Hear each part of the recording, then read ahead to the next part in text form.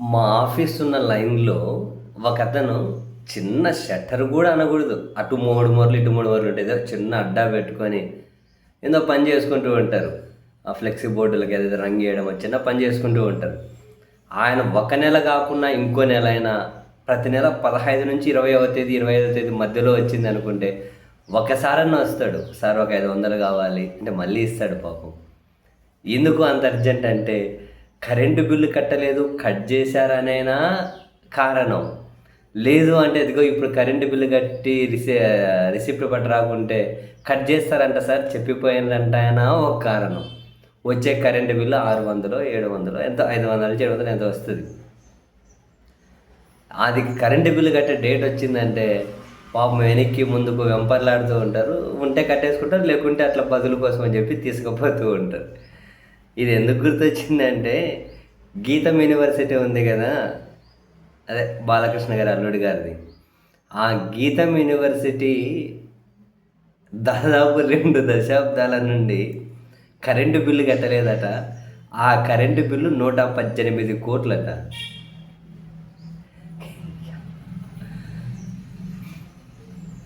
వ్యవస్థలన్నీ అందరికీ ఒకే విధంగా పనిచేస్తాయి. చట్టం న్యాయం అందరికీ సమానమే ఈ దేశంలో ఎవడనంటే చెప్పు తీసుకొని కట్టాలి. ఎందుకురా పబ్లిక్ని చూతేగాలను చేస్తావు, పనికిమాలను చేస్తావు, పిచ్చి పిచ్చి మాటలు మాట్లాడి చెప్పుతో కట్టాలి. 500-600 కరెంటు బిల్లుకి వచ్చే పాపం అతి సాధారణమైన వ్యక్తి కరెంటు బిల్లు కట్టుకునే నానా కష్టాలు పడుతుంటాడు. కళ్ళ ముందు ఎన్నిసార్లు చూశానో నేను. వీళ్ళు 2 దశాబ్దాల నుంచి 118 కోట్లు కరెంటు బిల్లు కట్టలేదట. హైకోర్టు ఆశ్చర్యపోయిందట.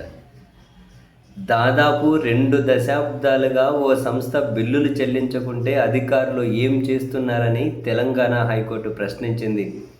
118.13 కోట్ల బకాయిలున్న ఆంధ్రప్రదేశ్లోని విశాఖపట్నం టీడీపీ ఎంపీ భరత్కు చెందిన గీతం యూనివర్సిటీపై ఎటువంటి చర్యలు తీసుకోకపోవడంపై హైకోర్టు దిగ్భ్రాంతి వ్యక్తం చేసింది.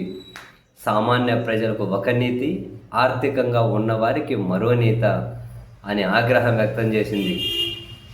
బకాయిలను చెల్లించాలని, లేకపోతే విద్యుత్ సరఫరా నిలిపేస్తామంటూ గత సెప్టెంబర్లో సూపరింటెండెంట్ ఇంజనీర్ గీతం వర్సిటీకి నోటీసులు జారీ చేశారట. ఈ నోటీసులను సవాల్ చేస్తూ సంగారెడ్డి జిల్లా పటాన్ చెరువు మండలం రుద్రారంలోని గీతం వర్సిటీ హైకోర్టులో పిటిషన్ దాఖలు చేసిందట. ఈ పిటిషన్పై జస్టిస్ నగేష్ భీమపాక ధర్మాసనం మంగళవారం విచారణ చేపట్టిందట. పిటిషనర్ తరపు న్యాయవాది వాదనలు వినిపిస్తూ గీతం వర్సిటీకి విద్యుత్ కనెక్షన్ తొలగిస్తామని నోటీసులు జారీ చేయడం అన్యాయమని అన్నారట. TGSPDCL standing council Sridhar Reddy వాదనలు వినిపిస్తూ గీతం వర్సిటీకి నోటీసులు జారీ చేశామని, మొత్తం 118,13,46,432 రూపాయలు బకాయిలున్నాయని వెల్లడించారట. ఇద్దరి వాదనలు విన్న న్యాయమూర్తి పెద్ద ఎత్తున దీర్ఘకాలిక బకాయిలున్న గీతం వర్సిటీపై ఎటువంటి చర్య తీసుకోకపోవడాన్ని చూసి ఆశ్చర్యపోయారట. నేను చిన్నగా ఉన్నప్పుడు నా ఇంటికి 800 రూపాయలు బకాయి ఉంటే అధికారులు సరఫరాను ఎలా నిలిపేశారో ఈ సందర్భంగా జస్టిస్ నగేష్ భీమపాక గుర్తు చేశారట. ఓ రెస్పెక్టెడ్ జస్టిస్ గారు, మీరు బాల్యంగా ఉన్నప్పుడు 800 రూపాయలు కాదు, నేను ఇప్పటి పరిస్థితి చెబుతున్నా. 500-600 వస్తుంది పాపం అతనికి. అప్పుకోసం చేయబదులు కానీ చెప్పి సార్ ఇవ్వండి సార్ కరెంటు బిల్లు కట్ చేశాను పరిగెత్తుకుంటూ వస్తాడు. ఈరోజు పరిస్థితి చెబుతున్నాను నేను. స్టిల్ ఈ సెకండ్కు పరిస్థితి చెబుతున్నాను నేను. జడ్జి గారు చిన్నప్పుడు ఉన్నప్పుడు 800 రూపాయలు వాళ్ళ ఇంటికి బకాయి వస్తే కరెంటు బిల్లు కట్టలేదని నిలిపేశారట. అలాంటి విద్యుత్ అధికారులు గీతం వర్సిటీకి ఎందుకు వెసులుబాటు ఇవ్వాల్సి వచ్చిందని ప్రశ్నించారట.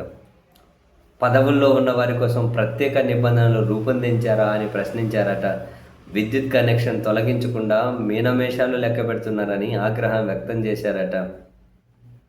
తదుపరి విచారణకు టీజీఎస్పీడీసీఎల్లోని ఆపరేషన్ సర్కిల్ సూపరింటెండెంట్ ఇంజనీర్ స్వయంగా హాజరు కావాలని ఆదేశిస్తూ డిసెంబర్ 22కు విచారణ వాయిదా వేశారట.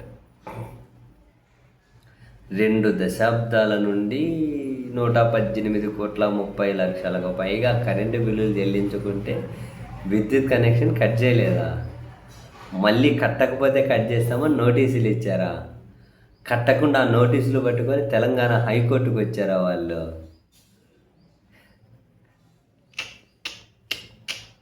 సిస్టమ్.